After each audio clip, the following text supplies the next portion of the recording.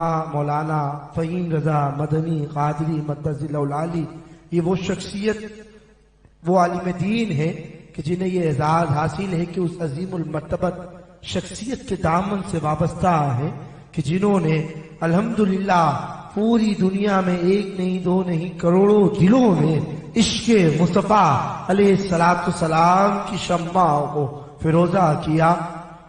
امیر اہل سنت حضرت علامہ مولانا ابو البلال محمد الیاز قادری رضوی مدہ ذل العالی کے دامن سے وابستہ شخصیت، میں آپ کو ایک مرتبہ پھر خوش آمدید اور مشکور ممنون کہ آپ نے اس محفل مبارکہ کے لیے وقت عطا فرمایا۔ انشاءاللہ اپنے ایمان افروز بیان سے ہمارے قلوب کو منور معطر فرمائیں گے۔ میں نے محفل کے آغاز سے اب تک تمام آپ احباب سے کوئی گزارش نہیں کی کہ کسی ثنا خواہ کے لیے سبحان اللہ کی صدا کو بلند کریں یا ماشاء اللہ کی صدا کو بلند کریں، کیونکہ میں جس عقیدے اور جس ایمان کی بنیاد پر آقا کریم علیہ السلام کی بارگاہ میں اپنی حاضری کا نذرانہ پیش کیا کرتا ہوں، میرا عقیدہ یہ ہے کہ میں نعت پڑھ رہا ہوں، سرکار سن رہے ہیں، کہ میں نعت پڑھ رہا ہوں، سرکار سن رہے ہیں۔ تو سرکار علیہ السلام اپنے غلاموں کی آوازوں کو بھی سماعت کیا کرتے ہیں، جس کا عقیدہ ہے یہاں سے لے کر وہاں تک تمام احباب نے اپنی موجودگی کا احساس دلانا ہے، یہ سوچتے ہوئے کہ رب العالمین کی ربوبیت کو بھی بلند کرنا ہے اور کریم آقا علیہ السلام کی رسالت کو بھی بلند کرنا ہے، یہ سوچتے ہوئے کہ جو ہاتھ رب العالمین کی ربوبیت کے لیے بلند ہوتے ہیں، جو ہاتھ کریم آقا علیہ السلام کی رسالت کے لیے بلند کیے جاتے ہیں، تو وہ ہاتھ کسی کے محتاج نہیں رہتے۔ جس کا عقیدہ ہے وہی اپنے ہاتھوں کو بلند کرے گا، یہاں سے لے کر وہاں تک اپنی موجودگی کا احساس دلانا ہے۔ نعرہ تکبیر! اللہ آپ کے نصیبوں کو بلند فرمائے، بھرپور انداز سے اپنی موجودگی کا احساس دلا دے۔ نعرہ تکبیر! نعرہ رسالت! نعرہ رسالت! نعرہ تحقیق! حق جاریہ! نعرہ حاضری! لبیک لبیک لبیک یا رسول اللہ! لبیک لبیک لبیک لبیک یا رسول اللہ! تاج تاج ختم نبوت! غلاموں کی آواز بلند ہوگی تو آپ کے نصیب بھی بلند ہو جائیں گے۔ تاج تاج ختم نبوت! تاج تاج ختم نبوت! نعرہ رسالت!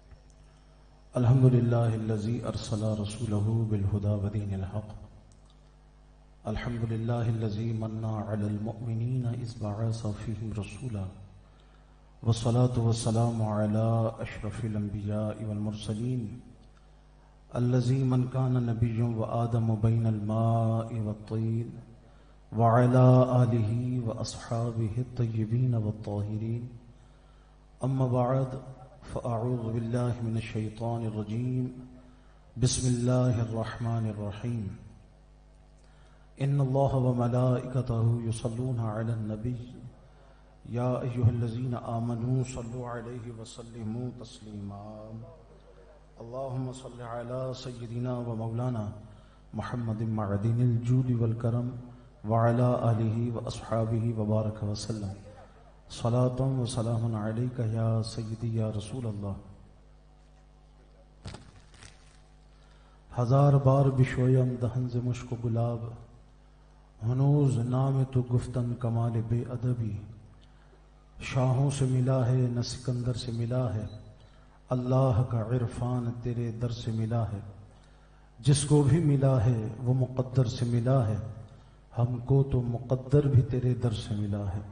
غوث اعظم بمن بے سر و ساما مدد، قبلہ دین مدد، کعبہ ایما مدد، امداد کن از بند غم آزاد کن، در دین و دنیا شاد کن یا غوث الاعظم دستگیر۔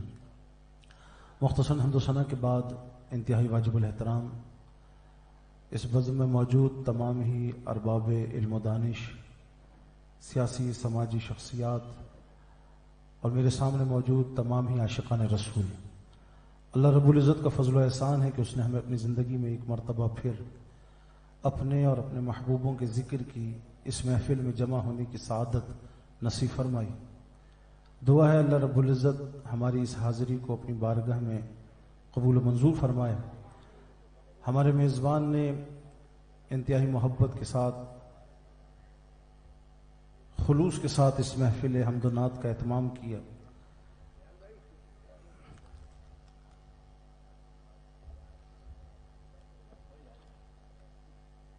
اللہ رب العزت ہمارے میزبان کا یہ محفل سجانا اپنی بارگاہ میں قبول فرمائے۔ ان کے کیے گئے اس انتظام اہتمام کو، میری آپ کی ہم سب کی اس حاضری کو بروز قیامت ہمارے لیے بخشش اور مغفرت کا ذریعہ اور وسیلہ بنائے۔ مجھ سے قبل خوبصورت ثناخوانی کا سلسلہ جاری تھا اور یکے بعد دیگر ہر ثناخواں انتہائی خوش الحانی کے ساتھ نبی پاک علیہ الصلوۃ والسلام کے دربار اقدس میں گلہائے عقیدت کے پھول پیش کر رہے تھے۔ ایک بہت خوبصورت سما بندہ تھا۔ دل تو یہ کرتا تھا کہ ثناخوانی کا، نعت خوانی کا یہ سلسلہ جاری و ساری رہے اور اسی طریقے سے یہ محفل اپنے عروج پر پہنچے۔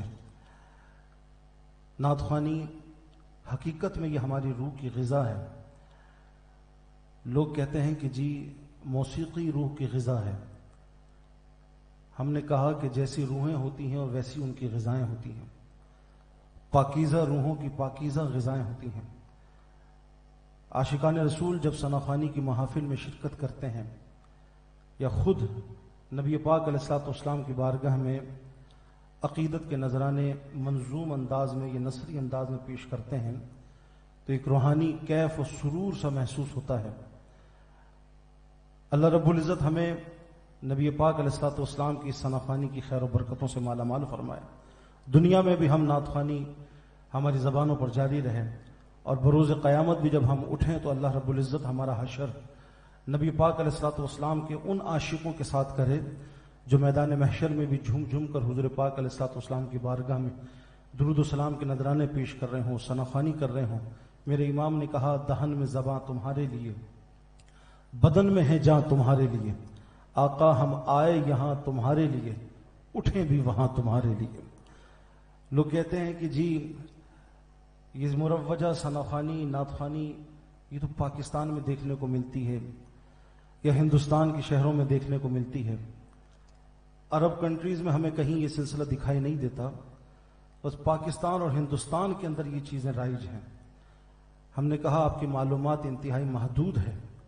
دنیا بھر میں چلے جائیے، شرق تا غرب، دنیا کا کونا کونا ترانہ مصطفیٰ صلی اللہ علیہ وسلم سے گونج رہا ہے۔ اور ہم آج کی بات نہیں کرتے بلکہ وہ زمانے اقدس جب نبی پاک علیہ الصلوۃ والسلام، دیکھیں میری بات کو آپ جتنا توجہ کے ساتھ سننے کی کوشش کریں گے، جو جہاں بیٹھا ہے وہاں بیٹھا رہے، بس یکسوئی کے ساتھ ہمتن گوش ہو کر۔ میں اکثر یہ بات کہا کرتا ہوں کہ نعت خوانی کے دوران اگر توجہ نہ ہو، ہم دائیں بائیں آگے پیچھے اگر توجہ رکھیں، بہت زیادہ اگر نقصان ہے تو آدمی ایک اچھے بہترین اجر و ثواب سے محروم ہو جاتا ہے۔ لیکن بیان جس کا بھی ہو، واعظ و خطاب جس کا بھی ہو، اس کو انتہائی توجہ کے ساتھ سننا اس لیے ضروری ہے کہ اس گفتگو میں احکام شریعت کا بیان ہوتا ہے، دین کے مسائل اس میں بیان کیے جاتے ہیں۔ اگر عدم توجہ کی بنا پر مسئلہ غلط سمجھ بیٹھے اور ساری زندگی اگر اس غلط مسئلے پر عمل کرتے رہے تو دنیا میں بھی نقصان ہے اور آخرت میں بھی وبال۔ تو صرف میں اپنی گفتگو کے بارے میں نہیں، جس کا بھی خطاب ہو، جس کا بھی واعظ ہو، اس کو آپ انتہائی توجہ کے ساتھ سننے کی کوشش کیا کریں۔ اللہ رب العزت ہمیں دین کے احکامات ادب و احترام کے ساتھ سننے کی توفیق عطا فرمائے۔ میں عرض کر رہا تھا کہ آج ہم جس خوبصورت ثناخوانی کے محفل میں بیٹھے ہیں اور ہمارے میزبان نے اپنے ایمانی جذبے اور نبی پاک علیہ الصلوۃ والسلام کے ساتھ والہانہ عقیدت و محبت کے اظہار کے لیے جس ثناخوانی کی محفل کا اہتمام کیا ہے، دوستو یہ کوئی آج کی بات نہیں، یہ پاکستان یا ہندوستان میں رائج کوئی طریقہ نہیں، بلکہ یہ وہ عظیم سنت ہے کہ جب نبی کریم علیہ الصلوۃ والسلام جلوہ افروز ہوتے تھے تو حضور علیہ الصلوۃ والسلام کے صحابہ حضور کی نگاہوں کے سامنے حضور کی ثنا و توصیف بیان کیا کرتے تھے۔ کون نہیں جانتا حضرت سیدنا حسان بن ثابت رضی اللہ تعالی عنہ حضور جلوہ افروز ہیں، اور حضور علیہ الصلوۃ والسلام کی نگاہوں کے سامنے رسول اللہ کے یہ صحابی حضور کی ثنا خوانی کرتے ہیں اور کہتے ہیں وَأَحْسَنُ مِنْكَ لَمْ تَرَ قَطُّ عَيْنِي وَأَجْمَلُ مِنْكَ لَمْ تَلِدِ النِّسَاءُ خُلِقْتَ مُبَرَّأً مِنْ كُلِّ عَيْبٍ كَأَنَّكَ قَدْ خُلِقْتَ كَمَا تَشَاءُ۔ یا رسول اللہ، آپ سے بڑھ کر کوئی حسین، آپ سے بڑھ کر کوئی خوبصورت کبھی میری آنکھوں نے دیکھا نہیں۔ وَأَجْمَلُ مِنْكَ لَمْ تَلِدِ النِّسَاءُ، اور آپ سے خوبصورت تو کبھی کسی ماں نے جنا نہیں۔ اللہ رب العزت نے آپ کو ہر عیب سے ایسا پاک و صاف پیدا فرمایا، خلقت مبرأ من کل عیب، آپ کو ہر عیب سے اللہ نے ایسا پاک و صاف پیدا فرمایا کہ جیسا آپ نے اپنے لیے پیدا ہونا پسند فرمایا اللہ نے ویسا پسند کیا۔ خلقت مبرأ من کل عیب کأنک قد خلقت کما تشاء۔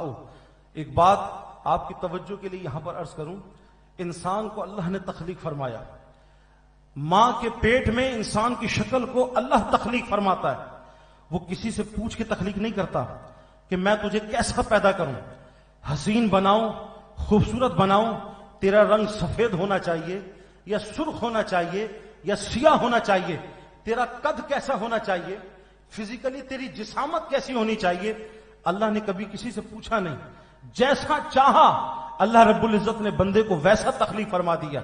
اگر کسی سے پوچھ کر بنایا جاتا تو یقیناً ہر شخص مسٹر ورلڈ بننے کی کوشش کرتا یا مس ورلڈ بننے کی کوشش کرتا، لیکن نہیں، اللہ نے ماں کے پیٹ میں انسانی شکل کو تخلیق فرمایا تو میرے دوستو کسی سے پوچھا نہیں کہ میں تجھے کیسا بناؤں اور کیسا تجھے پیش کروں۔ لیکن دیکھیے رسول اللہ کے صحابی ہیں، حسان ابن ثابت ہیں، نبی پاک علیہ الصلوۃ والسلام کے نظر کردہ ہیں، حضور کے پروردہ ہیں، حضور کی تربیت یافتہ ہیں، وہ کوئی دنیا کی محبوب کے قصیدے لکھنے والا کوئی پاکستان ہندوستان کا شاعر نہیں تھا کہ جب محبوب کے قصیدے پڑھنا شروع کرے تو دروغ گوئی سے کام لے، نہ، یہ نبی پاک علیہ الصلوۃ والسلام کے صحابی ہیں، عقیدت و محبت میں حضور کی ثنا و توصیف کو بیان کرتے ہیں، لیکن کس بیانی نہیں کریں گے کیونکہ حضور کے نظر کردہ ہیں، تربیت یافتہ ہیں، دروغ گوئی ان کا موضوع عنوان نہیں ہو سکتی، جو کہا حق کہا، رسول اللہ کی صحابی ہے، نبی پاک علیہ الصلوۃ والسلام کی تربیت کا نتیجہ ہے۔ دیکھیے رسول اللہ صلی اللہ علیہ وسلم کے صحابی ارشاد فرماتے ہیں اور حضور کی نگاہوں کے سامنے ارشاد فرماتے ہیں، خلقت مبرأ من کل عیب کأنک قد خلقت کما تشاء۔ یا رسول اللہ، اللہ جس کو بھی تخلیق فرماتا ہے کسی سے پوچھ کے نہیں بناتا، لیکن آپ کو اللہ نے ایسا حسین، ایسا جمیل، ایسا خوبصورت اور ایسا ہر عیب سے پاک و صاف پیدا فرمایا، گویا جیسا آپ نے پسند فرمایا اللہ نے ویسا پیدا فرمایا۔ یہ کوئی آج کے شاعر نہیں، یہ دربار مصطفیٰ صلی اللہ علیہ وسلم کے شاعر ہیں، اور آئیے میں ان کی خدمت میں لیتا چلوں جنہیں ہم ام المومنین کہتے ہیں، حضرت سیدہ اما عائشہ صدیقہ طیبہ طاہرہ رضی اللہ تعالی عنہا نبی پاک علیہ الصلوۃ والسلام کے دربار اقدس میں عرض کرتی ہیں، یا رسول اللہ، شمس الناس وللآفاق شمس۔ یہ میں آج کے شاعر کی نعت نہیں سنا رہا، اتنے سارے ثنا خوانوں نے نعت شریف کا نذرانہ پیش کیا، اب وہ نعت خوانی کا سلسلہ چونکہ طویل ہو گیا اور میزبان ایک محدود وقت کے لیے محفل کا اہتمام کرتے ہیں، ورنہ اکثر محافل ہوتی ہیں تو وہاں پر موقع ملتا ہے تو جگہ بنا کے ہم بھی کوئی منظوم انداز سے کلام پیش کرنے کی سعادت حاصل کر ہی لیتے ہیں، لیکن آج مجھے احساس تھا کہ وقت چونکہ بہت زیادہ ہو چکا ہے اور بس یہ اب اختتامی لمحات ہیں، تو میں نے منظوم کلام یوں سمجھیے کہ نعت خواہوں کی طرز پر تو نہیں پیش کیا، لیکن من کر رہا تھا کہ نبی پاک علیہ السلام کی کچھ نعت کی بات ہونی چاہیے، پھر ہم اپنے موضوع کی طرف آتے ہیں۔ نبی پاک علیہ السلام کی وہ ثنا خوانی جو حضور کی نگاہوں کے سامنے حضور پاک علیہ السلام کے دربار اقدس میں پیش کی جا رہی ہے۔ اما عائشہ صدیقہ عرض کرتی ہیں اور کتنی خوبصورت بات کہتی ہیں، شمس الناس وللآفاق شمس۔ یا رسول اللہ، لوگوں کا بھی ایک سورج ہے، آسمان کا بھی ایک سورج ہے اور میرا بھی ایک سورج ہے، لیکن جو میرا سورج ہے، شمسی اخیر من شمس الناس، جو میرا سورج ہے وہ لوگوں کے سورج سے زیادہ خوبصورت ہے۔ بولو نا یار سبحان اللہ۔ مانا رات کے 12 بج چکے ہیں، آپ کے 12 تو نہیں بجے نا، ابھی طبیعت و مزاج کے 12 تو نہیں بجے نا، ابھی تو رات ہی کے 12 بجے ہیں، اور یہ محفل تو ہے ہی نسبت والوں کی محفل، عنوان بھی غالباً 11ویں شریف کے عنوان سے، غوث پاک رضی اللہ تعالیٰ کے ایصال ثواب کے، حوالے سے اس نسبت کا یہ محفل کا اہتمام یہاں پر کیا گیا. 11ویں شریف کی محفل ہے. ابھی تو 12 بجے ہیں, اس سے پہلے 11 بجے تھے. 12 سے پہلے 11 بجے تھے. 11 کے بعد ہم 12 کی طرف آئے. چونکہ ہم نسبت والے ہیں اور ہمارا عقیدہ یہی ہے کہ اللہ والوں کے ہاتھوں میں ہاتھ دیتے ہیں. ہم نے 11ویں والے پیر کے ہاتھوں میں ہاتھ دیا تھا تو انہوں نے 12ویں والے مصطفیٰ کے دربار تک پہنچایا. 11ویں والے پیر کے ہاتھوں میں ہاتھ دیا تو 12ویں والے مصطفیٰ کے دربار میں پہنچایا. اور جب ہم نے 12ویں والے مصطفیٰ کی غلامی اختیار کی ہے, انہوں نے اللہ وحدہ لا شریک سے ہمیں ملایا. تو 12 کے بعد ابھی 1 بھی بجنا ہے اور انشاءاللہ اللہ نے چاہ ہم اپنے وقت پر اس محفل کو ختم کریں گے, وائنڈ اپ کریں گے دعا فاتحہ صلاۃ والسلام پر. میں طویل گفتگو نہیں کرنے لگا. اما عائشہ صدیقہ رضی اللہ تعالیٰ نے عرض کی, یا رسول اللہ, لوگوں کا بھی سورج ہے, میرا بھی سورج ہے. آسمان پر لوگوں کا سورج چمکتا ہے. جو میرا سورج ہے وہ لوگوں کے سورج سے زیادہ حسین ہے, زیادہ خوبصورت ہے. شمسی اخیر من شمس الناس, لوگوں کے سورج سے زیادہ حسین میرا سورج ہے. کیوں؟ اس لیے کہ شمس الناسی تطلع بعد الفجر وشمسی تطلع بعد العشاء. لوگوں کا سورج تو صبح طلوع ہوتا ہے, شام میں غروب ہو جاتا ہے, لیکن جو میرا سورج ہے رات کی تاریکی میں بھی چمکتا رہتا ہے. جو میرا سورج ہے وہ رات کی تاریکی میں بھی چمکتا رہتا ہے. نبی پاک علیہ الصلوۃ والسلام کی نعت خوانی اتنا خوبصورت عنوان ہے. صحابہ نے بھی حضور کی ثنا خوانی کی, امہات المومنین نے بھی نبی پاک علیہ الصلوۃ والسلام کی ثنا خوانی کی. اور آج یہاں پر فیڈرل بی ایریا کے اندر ہمارے میزبان کی اس دعوت پر یہاں نعت خوانی کی محفل ہم سجائے بیٹھے ہیں اور درود و سلام کے نذرانے پیش کیے جا رہے ہیں. اللہ رب العزت نعت خوانی کا یہ نذرانہ اپنی بارگاہ میں قبول و منظور فرمائے. میرے بھائیو, جو عمل اخلاص کے ساتھ کیا جاتا ہے, شرط اخلاص ہے, وہ اللہ رب العزت کی عبادت کا معاملہ ہو یا نبی پاک علیہ الصلوۃ والسلام کی محفل نعت کا معاملہ ہو, درود و سلام کا معاملہ ہو, اخلاص ہر عمل کی قبولیت کی چابی ہے. نبی پاک علیہ الصلوۃ والسلام کے دربار اقدس میں حضور کی ثنا خوانی کرنے کے لیے, درود و سلام کا نذرانہ پیش کرنے کے لیے ایک بوڑھی خاتون سرکار کے دربار میں حاضر ہوئی, مزار اقدس پر حاضر خدمت ہوئی اور اپنے ٹوٹے پھوٹے انداز میں اس نے حضور علیہ السلام کی بارگاہ میں درود و سلام کا نذرانہ پیش کرنا شروع کیا. اسی اثنا میں ایک پڑھی لکھی خاتون انہی کے برابر میں آ کے کھڑی ہو گئی اور انہوں نے اپنے بیگ سے ایک کتاب نکالی اور بڑے خوبصورت الفاظ اور خوبصورت عربی صیغوں کے ساتھ درود و سلام کا نذرانہ پیش کرنا شروع کیا. جب بلند آواز سے اس پڑھی لکھی خاتون نے اچھے القابات اور اچھے عربی جملوں کے ساتھ درود و سلام کا نذرانہ پیش کرنا شروع کیا تو یہ جو بوڑھی خاتون تھی یہ تھوڑی مایوس ہو گئی اور یہ خاموش ہو گئی اور دل ہی دل میں نبی پاک علیہ السلام کی بارگاہ میں عرض کرنے لگی, یا رسول اللہ, میں تو جاہل خاتون ہوں, میں اتنی پڑھی لکھی نہیں ہوں, میں نے ٹوٹے پھوٹے انداز میں آپ کی خدمت میں درود و سلام کا نذرانہ پیش کیا, لیکن دیکھیے یہ کتنے خوبصورت انداز میں اور کتنے حسین القابات کے ساتھ اور کتنے خوبصورت جملوں کے ساتھ آپ کے دربار میں درود و سلام کا نذرانہ پیش کر رہی ہیں. یا رسول اللہ, یقیناً آپ تو ان کا درود پہلے قبول فرمائیں گے. یہ روتی جاتی تھی, آنسو گرتے چلے جاتے تھے. اپنے کمرے میں جب واپس گئی, رات سوئی تو دل کی آنکھیں جاگ اٹھیں, کھل گئی. نبی پاک علیہ الصلوۃ والسلام کا روئے زیبا نگاہوں کے سامنے تھا. حضور علیہ السلام نے ارشاد فرمایا کہ ہم نے سب سے پہلے تیرے درود کو قبول کیا. دوستو, اللہ اور اس کے رسول کا دربار وہ دربار اقدس ہے جہاں عمل کا ظاہر نہیں دیکھا جاتا. دیکھو, یہی میرا عنوان ہے اور اسی موضوع پر میں نے چند کلمات آپ کی خدمت میں عرض کرنے ہیں. آپ جتنی توجہ سے میری بات کو سنو گے اتنی زیادہ سمجھ میں آئے گی. سمجھ میں آئے گی تو پھر عمل کرنے کا جذبہ ملے گا. عنوان اور ٹاپک یہی ہے جو میں اب آپ کی خدمت میں عرض کرنے لگا ہوں.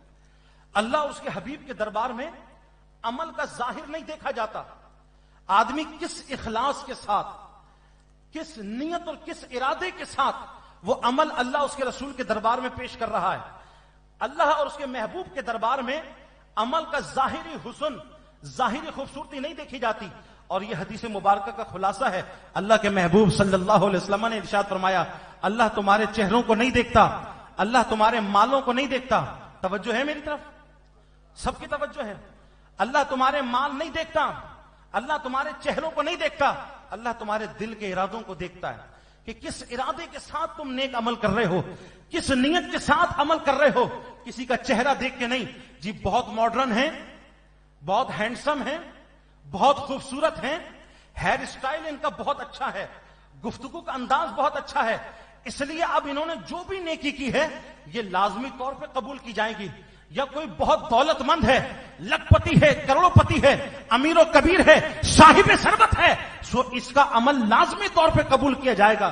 نہیں، اللہ اور اس کے محبوب کے دربار میں دلوں کے ارادے دیکھے جاتے ہیں، نہ تمہارا مال دیکھا جاتا ہے، نہ تمہارا حسن و جمال دیکھا جاتا ہے۔ اگر کوئی ریڑی والا بھی 10 روپے ہی اللہ رب العزت کی بارگاہ میں اخلاص کے ساتھ محض اللہ کی رضا اور اس کی خوشنودی کے ساتھ پیش کرتا ہے، وہ عمل اللہ کے دربار میں قبول ہوتا ہے۔ اور اگر کوئی لاکھوں روپے بھی اللہ کے راستے میں بظاہر اللہ کے راستے میں خرچ کرتا ہے، لیکن اس کا مطلوب و مقصود اللہ کی رضا نہیں ہوتی، اللہ کی خوشنودی نہیں ہوتی، یا اس کے محبوب علیہ الصلوۃ والسلام کو راضی کرنا اگر نہیں ہوتا، صرف دنیا میں اپنی واہ واہ یا نام و نمود یا اپنی تعریف کروانا، میرے بھائیوں ہمارا ازلی دشمن شیطان ہے۔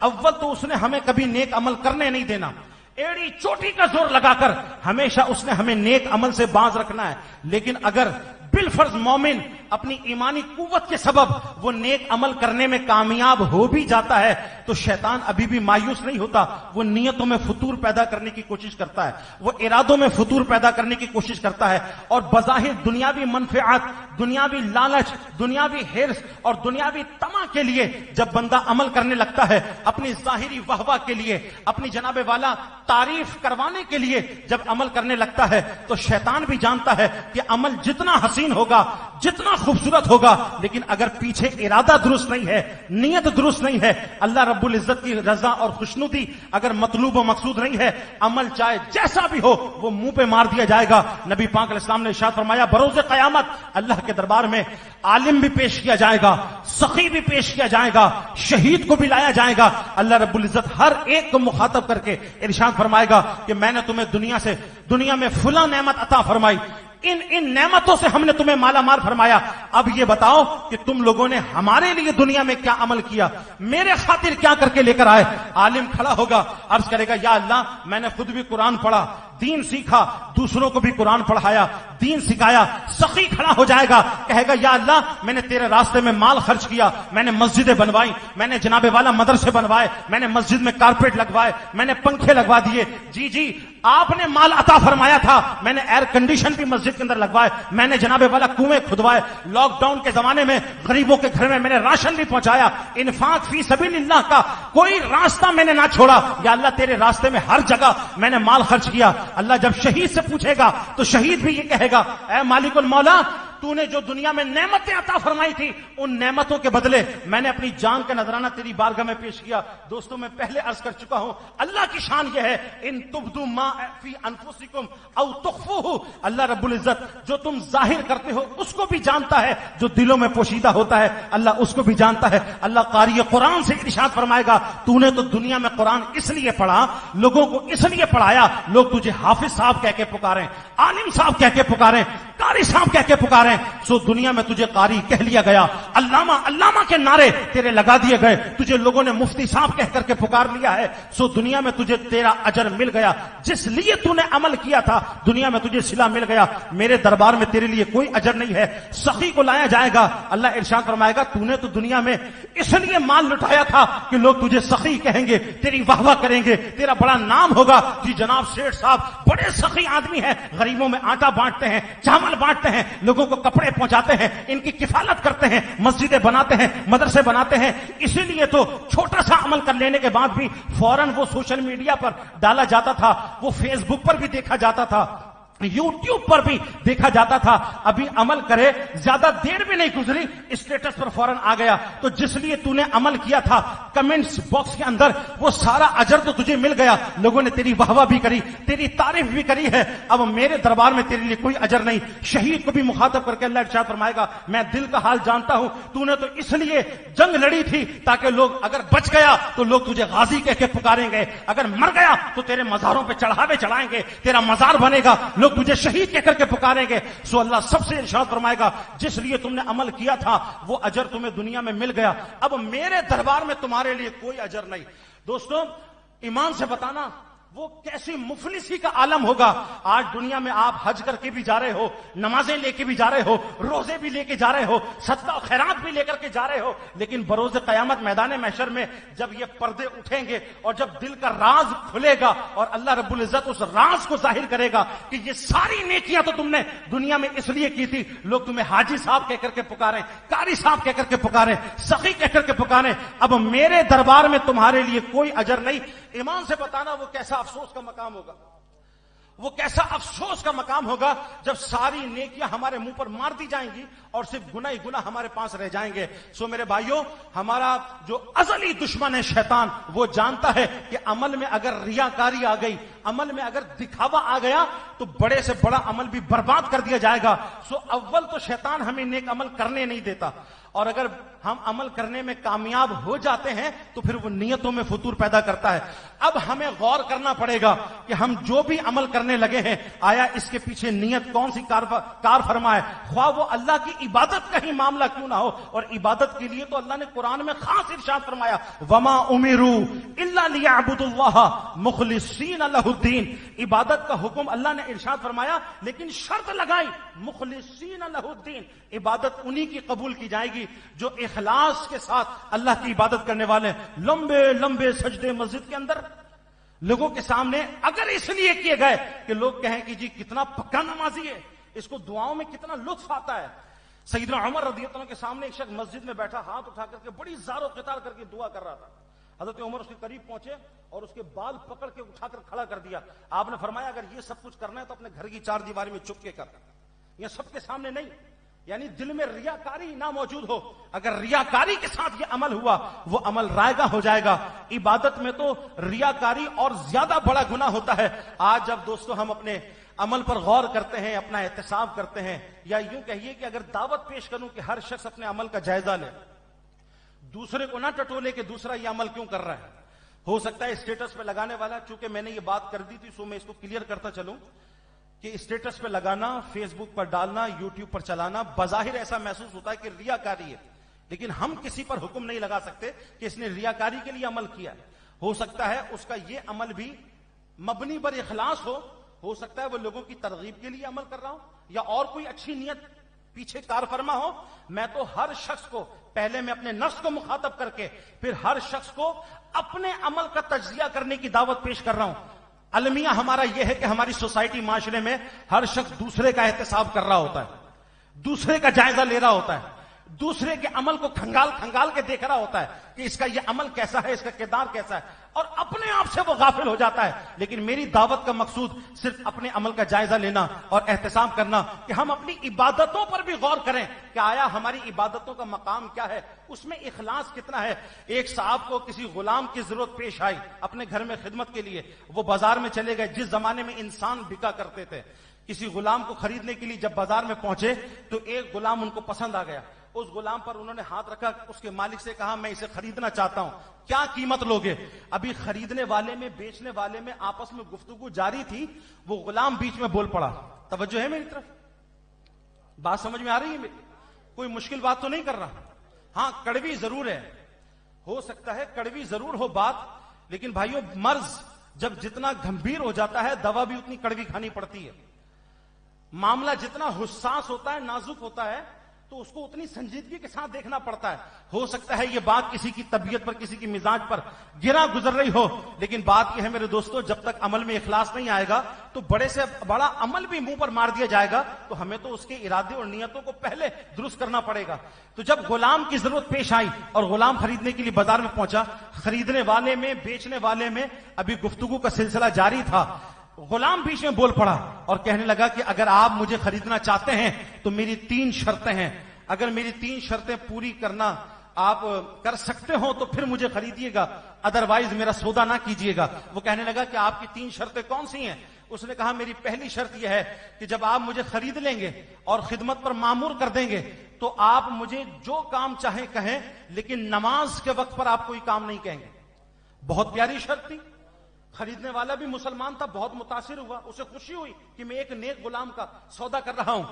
دوسری شرط اس نے بیان کی کہ میری دوسری شرط یہ ہے کہ دن کے وقت جو کام کہنا ہے آپ دن کے وقت مجھے کام کہیے گا, میں آپ کی غلامی میں ہوں آپ کے حکم کا پابند ہوں، لیکن رات کے وقت آپ مجھے کوئی کام نہیں کہیں گے، یہ میری دوسری شرط ہے۔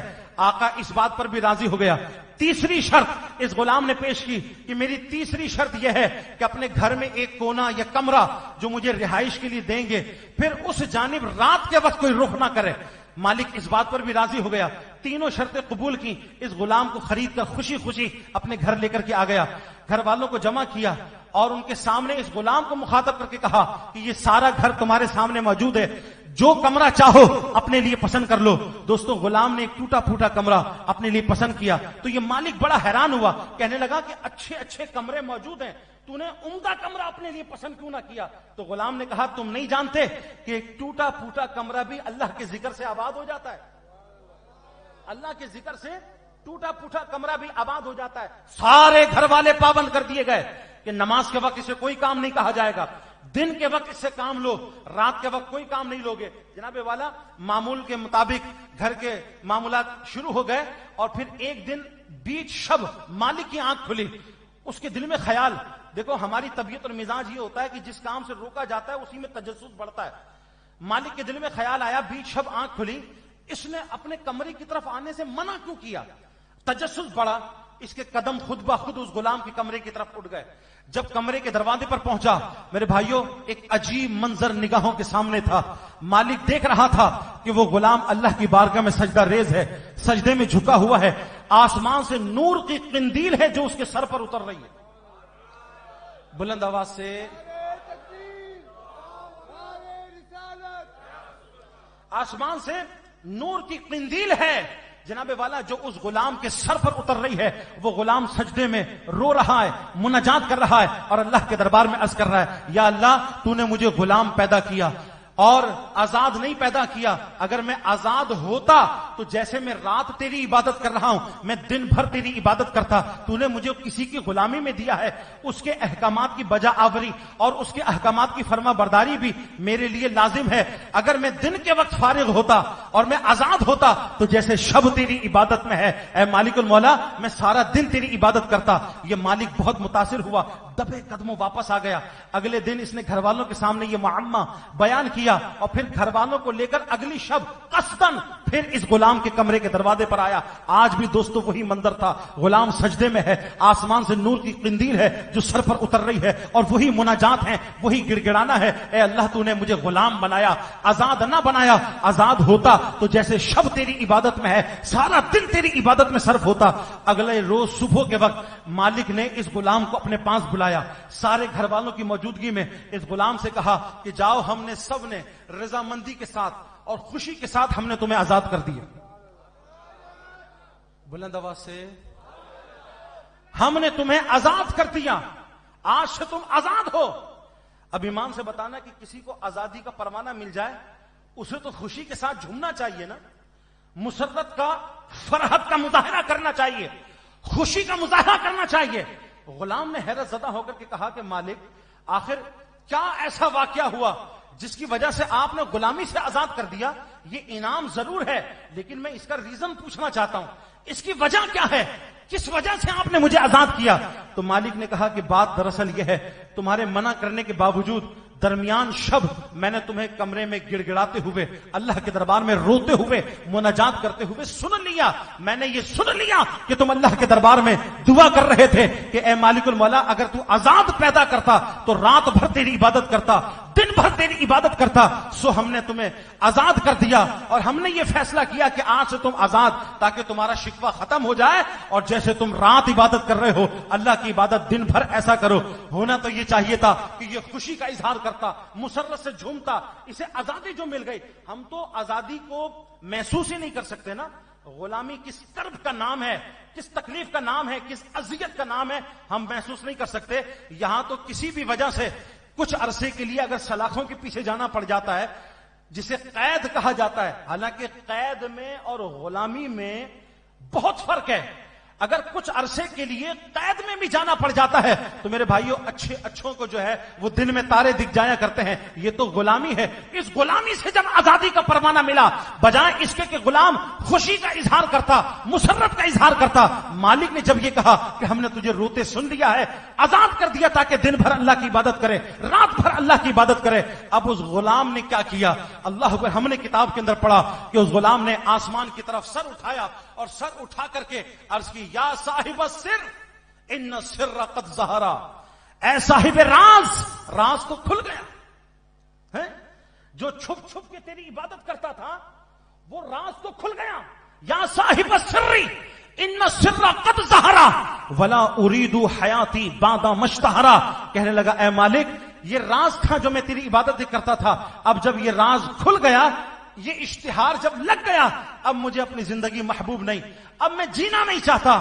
وہ بعض بزرگوں کے بارے میں ہم نے حدیث قدسی کے اندر پڑھا کہ ان سألنی لأعطینہ، اگر وہ اللہ سے کوئی سوال کرتے ہیں ان کا مقام اتنا عرفہ و اعلیٰ ہوتا ہے، اللہ ان کے سوال کو فوراً پورا کرتا ہے. اس غلام نے کس درد کے ساتھ اللہ کے دربار میں دعا کی، یا اللہ جب ڈھنڈورا پٹ گیا ہے، جب شہرہ ہو گیا ہے، اب یہ شہرت ہو جانے کے بعد مجھے اپنی زندگی محبوب نہیں. ولا اريد حیاتی بعد ما اشتہر.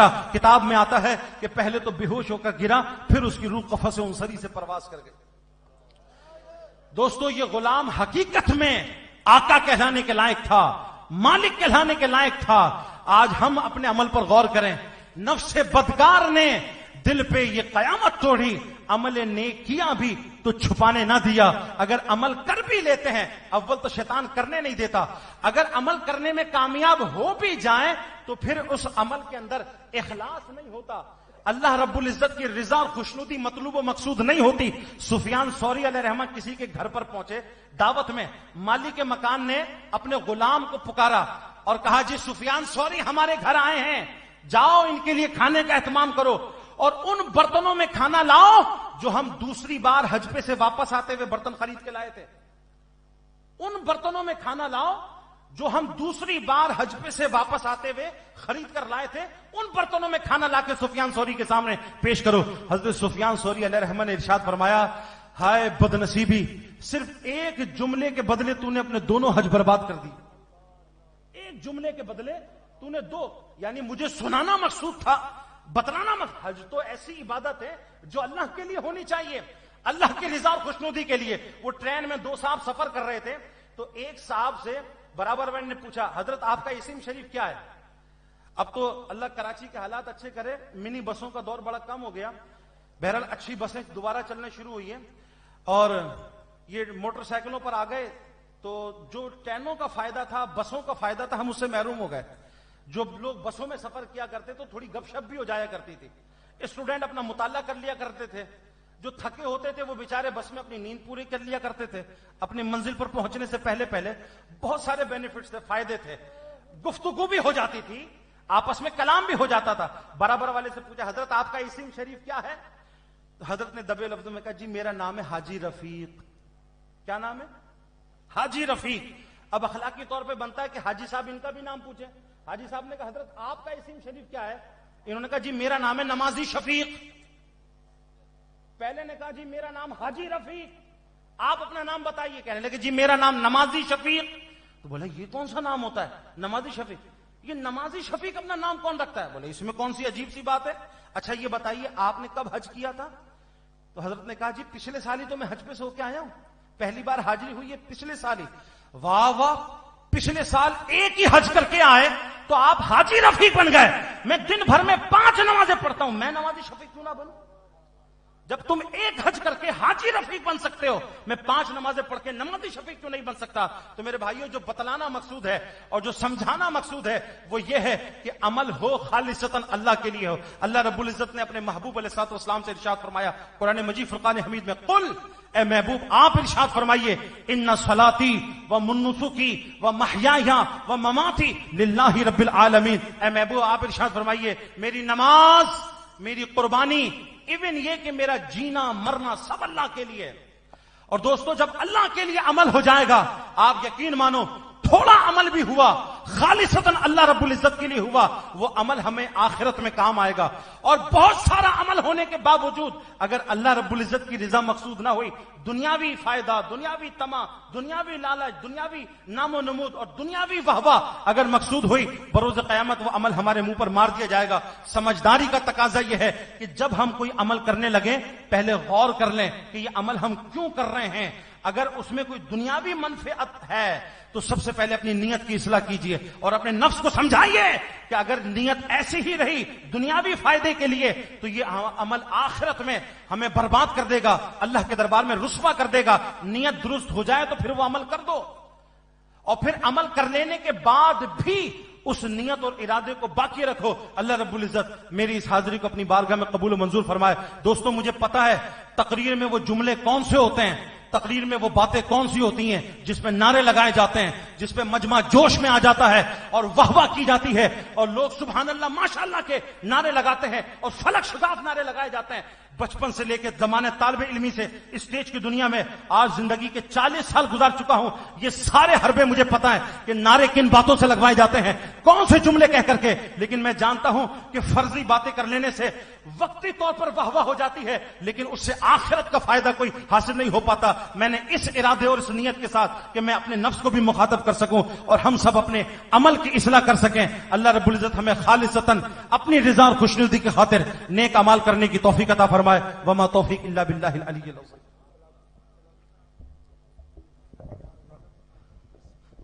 صلاۃ السلام کے لیے تمام باپ کھڑے ہو جائیں. صلاۃ السلام مصطفیٰ جانے رحمت پہ لاکھوں سلام، شمع بز میں ہدایت پہ لاکھوں سلام. آسیوں تھام لو دامن مصطفیٰ، آسیوں تھام لو دامن مصطفیٰ، آسیوں تھام لو دامن مصطفیٰ، اور پڑھو رب کی رحمت لا. اتنا دیتے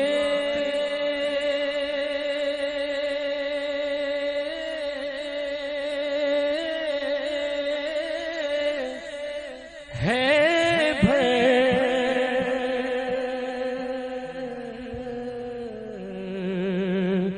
دیتے ہیں جھولیاں، وہ اتنا دیتے ہیں دیتے ہیں جھولیاں، وہ اتنا دیتے ہیں دیتے ہیں جھولیاں.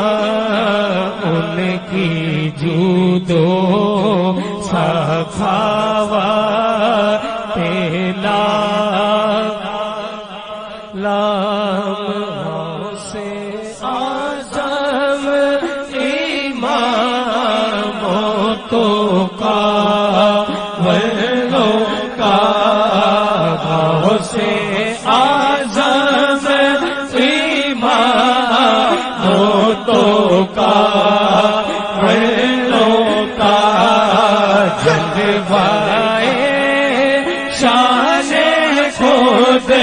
رت پیلا ہو سلام کو مجھ سے خدمت کے قدسی سارے رضا، مجھ سے خدمت کے قدسی کہے رضا. مصطفیٰ جانے رحمت لاکھوں سلام.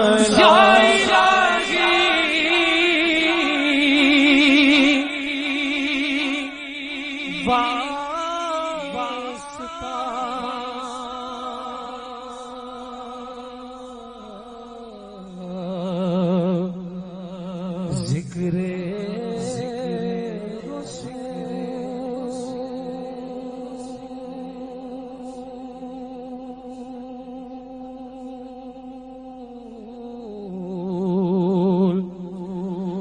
یا الہی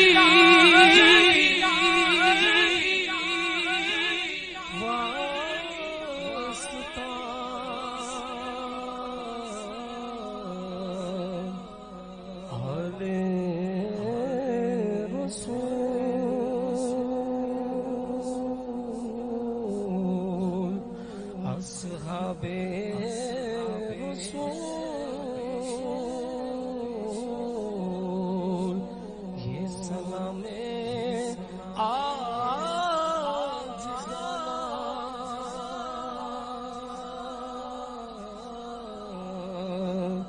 ہو قبول الصلاۃ والسلام امام باپ تشریف رکھیں، بیٹھ جائیں، تشریف رکھیں، بیٹھ جائیں، دعا ہوگی، دعا کے بعد آپ باپ کے لیے لنگر شریف کا اہتمام کیا گیا ہے۔ انشاءاللہ علامہ صاحب دعا فرمائیں۔ بسم اللہ الرحمن الرحیم اللہم صلی علی سیدنا و مولانا محمد وعلی آل سیدنا و مولانا محمد وبارک وسلم وصلی علیہ اللہم یا مفتح الابواب و یا مسبب الاسباب یا مقلب القلوب والابصار اغثنی اغثنی اغثنی یا رب العالمین یا الہ العالمین یا رحم الراحمین۔ اس محفل ذکر و نعت کو اپنی بارگاہ میں قبول منظور فرما۔ اس محفل میں اول تاخر جو ذکر و اذکار ہوئے، تلاوت قرآن مجید، حمد باری تعالی، ثناخوانی، مناقب، بیان، صلاۃ السلام اور جو کچھ پڑھا گیا، ذکر کیا گیا، اس میں ہونے والی تمام ممکنہ غلطیوں کوتاہیوں کو معاف فرما۔ الہ العالمین ہمارا پڑھنا، باادب سننا، ہمارے میزبان کی جانب سے کیے گئے اس تمام انتظام اہتمام پر اپنے شایان شان اجر و ثواب عطا فرما۔ محفل کا یہ ثواب اپنے آقا و مولا تاجدار کائنات صلی اللہ علیہ وسلم کی بارگاہ میں ہدیتاً تحفتاً پیش کرتے ہیں، قبول و منظور فرما۔ نبی پاک علیہ الصلوۃ والسلام کے وسیلہ جلیلہ سے اس محفل کا ثواب تمام انبیاء کرام، صحابہ کرام، تابعین، تبع تابعین، آل و ازواج و مطہرین، ائمہ مجتہدین، امہات المومنین، شہیدان عظام، شہیدان بدر، شہیدان احد، شہیدان کربلا، امام حسین رضی اللہ تعالی عنہ اور آپ کے جملہ رفقا رضوان اللہ تعالی علیہم اجمعین کی ارواح طیبات کو اصال ثواب کرتے ہیں، قبول و منظور فرما۔ جمیع سلاسل کے بزرگان دین، سلسلہ عالیہ، قادریہ، چشتیہ، نقشبندیہ، سہروردیہ کے بزرگوں کو اصال ثواب کرتے ہیں، قبول فرما۔ بالخصوص سرکار بغداد حضور سیدنا غوث پاک رحمت اللہ تعالی علیہ، خواجہ خواجگاں خواجہ غریب نواز رحمت اللہ تعالی علیہ، داتا گنج بخش علی حجویری رحمت اللہ تعالی علیہ، جملہ مشائخ، اکابرین، اسلاف، علماء، مفسرین، محدثین کی ارواح طیبات کو اصال ثواب کرتے ہیں، قبول و منظور فرما۔ ہمارے میزبان جنہوں نے اس محفل ذکر و نعت کا اہتمام کیا، ان کے اہل خانہ سے، عزیز و اقربا سے، جو ایمان کی حالت میں دنیا سے رخصت ہوا، الہ العالمین ان تمام مرحومین کی روحوں کو یہ ثواب پیش کرتے ہیں، قبول و منظور فرما۔ آدم علیہ السلام سے لے کر آج تک جتنے مومن مسلمان اس دنیا میں آ چکے، موجود ہیں، آئیں گے، یا اللہ سب کو اس محفل کا ثواب پیش کرتے ہیں، قبول و منظور فرما۔ اس محفل پر برسنے والی چھما چھم رحمتوں کا صدقہ ہم سب کے گناہوں کو معاف فرما، ہماری خطاؤں کو معاف فرما، ہماری لغزشوں، غلطیوں اور کوتاہیوں کو معاف فرما۔ اے اللہ اپنی اطاعت و فرما برداری کی توفیق عطا فرما۔ اپنا اور اپنے حبیب علیہ الصلوۃ والسلام کا ہم سب کو مخلص عاشق بنا، اپنے محبوب علیہ الصلوۃ والسلام کی تعلیمات کے مطابق ہمیں اپنی زندگی گزارنے کی توفیق عطا فرما۔ مولا اپنے محبوب سے محبت کرنے والوں کی محبت عطا فرما، اپنے اکابرین، اسلاف، بزرگوں کے نقش قدم پر چلنے کی توفیق عطا فرما۔ شیطان لعین کے مکر و فریب سے ہمیں محفوظ فرما۔ الہ العالمین نفس کی شرارتوں سے ہماری حفاظت فرما، ہمارے عمل میں اخلاص کی دولت عطا فرما، محض اپنی رضا اور خوشنودی کے لیے نیک اعمال کرنے کی توفیق عطا فرما۔ ریاکاری سے، نام و نمود سے، دکھلاوے کے لیے کیے جانے والے اعمال سے ہمیں محفوظ و معمون فرما۔ یا اللہ ہم میں جتنے پریشان حال ہیں ان کی پریشانی کو دور فرما، ہمارے بیماروں کو شفا عطا فرما، جو گھروں میں بیمار ہیں، اسپتالوں میں ہیں، آئی سی یو میں ایڈمٹ ہیں، چھوٹی بڑی دیگر جتنی بیماریوں میں مبتلا ہیں۔ بعض ہمارے مریض تو ایسے ہیں جنہیں ان کے اطباء، ڈاکٹر لا علاج کہہ کر ہاتھ جھاڑ کر فارغ ہو چکے. یا شافی الامراض شفا تیرے دستے قدرت میں ہے. ہمارے ان مریضوں کو بھی شفا عطا فرما جنہیں لوگ لا علاج کہہ کر فارغ کر چکے. ان مریضوں کو بھی شفا عطا فرما جن کے پاس بظاہر علاج کے لیے اسباب نہیں ہے, وسائل نہیں ہے. یا اللہ ہمارے سارے مریضوں کو شفا عطا, اور ہمیں بھی ظاہری باطنی جسمانی قلبی روحانی جملہ بیماریوں سے محفوظ و معمون فرما. بالخصوص دنیا میں پھیلے محرک ترین وائرس کرونا وائرس سے مولا ہماری حفاظت فرما. ساری دنیا کو محفوظ و معمون فرما. الہ العالمین جو اس وائرس کا شکار ہو کر فوت ہو چکے ان کی بخشش و مغفرت فرما, اور جو ابھی اس وائرس میں مبتلا ہیں یا اللہ انہیں شفا کاملہ نصیب فرما. اور جو دیگر وبائی امراض ہیں قرب قیامت میں تو نہ جانے کتنے امراض آئیں گے اور وبائی امراض ہوں گے. یا اللہ مسلمانوں کو ہر مرض سے محفوظ و معمون فرما. جنات جادو ٹونے آصف گندے اثرات بندشوں اور بد نظریوں سے ہماری حفاظت فرما. جو مسلمان ان پریشانی میں مبتلا ہیں انہیں نجات عطا فرما. ہم سب کے رزق حلال میں برکتیں عطا فرما. مال حرام اور اس کی نحوستوں سے ہمیں محفوظ فرما. یا اللہ ہمارے کاروبار میں برکت عطا فرما, تجارت میں برکت عطا فرما. جو بے اولاد ہیں اولاد صالحہ عطا فرما, اور جو صاحب اولاد ہیں انہیں اپنی اولادوں کی قرآن و سنت کے مطابق تربیت کرنے کی توفیق عطا فرما. یا ارحم الراحمین جو بہنیں جو بھائی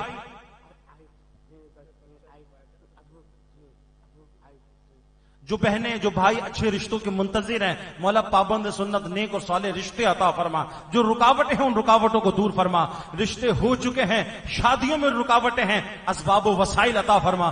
شادی کی ان رکاوٹوں کو دور فرما. یا ارحم الراحمین ہمارے جان مال ایمان کی حفاظت فرما. با ایمان زندگی اور با ایمان خاتمہ عطا فرما. نزا کے وقت ہمیں کلمہ طیبہ کی توفیق عطا فرما. جلنے والی کٹنے والی پھٹنے والی ڈوبنے والی روڈ ایکسیڈنٹ تڑپنے والی بلکنے والی سسکنے والی ہر قسم کی حادثاتی موت سے ہماری حفاظت فرما. مولا زیر گنبد خضرا سنہری جالیوں کے سامنے آقا علیہ الصلوۃ والسلام کی بارگاہ میں درود و سلام پڑھتے پڑھتے ایمان و شہادت والی موت نصیب فرما. مدینے میں مرنا نصیب فرما. مدینے کا غسل عطا فرما. مدینے کا کفن عطا فرما. مدینے کا کاندھا عطا فرما. اور مولا مدفن کے لیے مدینے میں 2 گز جگہ عطا فرما. الہ العالمین ہمارے میزبان نے انتہائی خلوص کے ساتھ اس محفل کا اہتمام کیا. ان کے خاندان سے اہل و عیال سے جو ایمان کی حالت میں دنیا سے رخصت ہوا یا اللہ اس محفل کا ثواب ان تمام مرحومین کو پیش کرتے ہیں قبول و منظور فرما. خالد بھائی کے والدین کے لیے ان کی ساس صاحبہ اور سسر صاحب کے لیے دعا کیجیے. اللہ رب العزت ان مرحومین کی بخشش و مغفرت فرمائے. اور جتنے حاضرین محفل یا اللہ سب کے مرحومین کی بخشش و مغفرت فرما. جو قبروں میں ہے مولا کریم کروٹ کروٹ جنت عطا فرما. ہم سب کی قبروں کو تا حد نکاح وسیع فرما. ہم سب کی قبروں کو جنت کا باغ بنا دے. اور نبی پاک علیہ الصلوۃ والسلام کی شفاعت عظمی سے ہم سب کو بہرہ فرما. جتنے ہاتھ تیری بارگاہ میں پھیلے ہوئے ہیں دلوں میں جو جائز تمنائیں ہیں حاجتیں ہیں الہ العالمین اس محفل پر برسنے والی چھما چھم رحمتوں کا صدقہ ہم سب کی خالی جھولیوں کو گہر مراد سے بھر دے.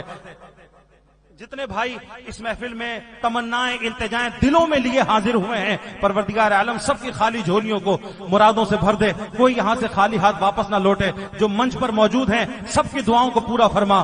جو سامنے موجود ہیں عاشقان رسول سب کو خیر و سلامتی ان کا مقدر فرما. اس محفل کے انتظام و اہتمام میں جن جن احباب نے ساتھ دیا ہے لائٹوں والے ہیں چراغے والے ہیں ڈیکوریشن والے ہیں ہمارے ایکو ساؤنڈ والے ہیں ان سے تو بہت پرانا رشتہ ہے. اکثر محافل میں ان کی زیارت ہوا کرتی. اللہ رب العزت ان سب کی کاوشوں کو اپنی بارگاہ میں قبول و منظور فرمائے. مولا یہ تیرے محبوب کی محفل سجانے والے ہیں ڈیکوریشن والے ایکو والے ویڈیو والے الیکٹرک والے اور پھر ہمارے میزبان یا اللہ جیسے دنیا میں تیرے محبوب علیہ الصلوۃ والسلام کی محفل میں رونقیں کی ہے محفل سجائی ہے یا اللہ ہماری قبروں میں بھی رونق کر دے. اپنے نور سے منور فرما دے. قبر و حشر کی ساری منزلوں میں امن و سکون ہمارا مقدر فرما دے. تمام کے والدین جو دنیا سے فوت ہو چکے ان کے لیے بھی دعا کیجیے اللہ سب کی بخشش و مغفرت فرمائے. اور ہم میں سے جن کے والدین حیات ہیں مولا سب کو درازی عمر بالخیر عطا فرما.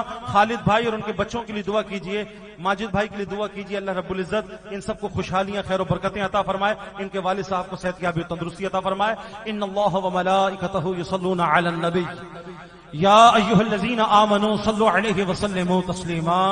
اللهم صل علی سیدنا ومولانا محمد معدن الجود والكرم ومنبع العلم والحلم والحكم صلاة وسلاما عليك يا سيدي يا رسول الله سبحان ربك رب العزة عما يصفون وسلام على المرسلين والحمد لله رب العالمين. جب دم واپسی ہو یا اللہ لب ہو لا الہ الا اللہ.